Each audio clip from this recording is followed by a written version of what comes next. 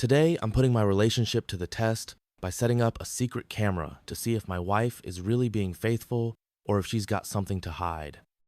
I always believed that trust was the foundation of a strong marriage. For 5 years, Emily and I had built a life together. We had shared vacations, long nights of laughter, and countless memories. But lately, something had changed. She was always on her phone, smiling at texts she never shared. She started working late more often, coming home with the faintest scent of a cologne I didn't recognize. I brushed it off at first. Maybe I was overthinking. Maybe stress at work was making me paranoid. But when she started locking her phone, something she had never done before, the doubts became unbearable. One night, as she stood in the kitchen, giggling at something on her screen, I asked casually, "Who's that?"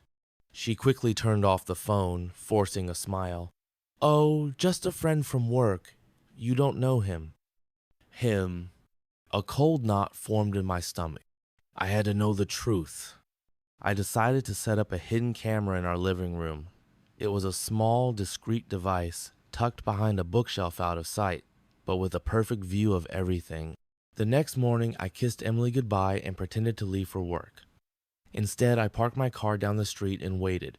Hours passed. My palms were sweaty as I kept glancing at my phone, waiting for the live feed to show something. Then, at 2:15 p.m., a sleek black car pulled into our driveway. A man stepped out, tall, well-dressed, confident. Her ex? I clenched my fists. Emily opened the door, looking around nervously before pulling him inside. I tapped my phone, turning up the volume on the camera feed. "Did he suspect anything?" the man asked, his voice low. Emily laughed softly. "Number, he trusts me too much." My heart pounded.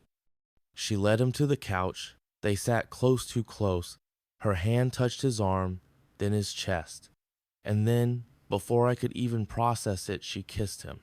The woman I loved, the woman I had given everything to. Kissing another man on our couch.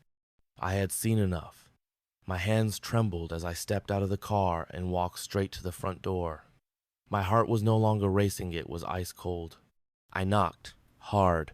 Inside, I heard a shuffle, frantic whispers, footsteps. Emily's voice, nervous and strained. "It's him!" The door opened, and there she was, her face pale, her lips slightly parted in shock. Behind her, he stood frozen, guilt written all over his face. "Oh my God, you're home early," she stammered.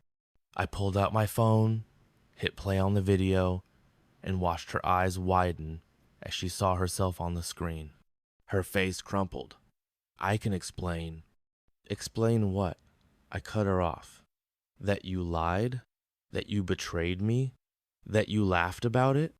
Tears welled in her eyes, but they didn't move me. I turned to the man. "Get out." He hesitated. I said, "Get the F out of my house." Asterisk? He left in a hurry. Emily reached for my hand, but I stepped back. "Was any of it real?" I asked, my voice hollow. She sobbed. "I made a mistake." "No," I said. "You made a choice." And just like that, our marriage was over. The divorce was quick. Painful, but quick. Emily tried calling, texting, begging for forgiveness. I ignored every message. It took time, but I healed. And in the end, catching her red-handed was the best thing that ever happened to me. Because now, I was free. What would you do if you were in this situation? Let me know in the comments.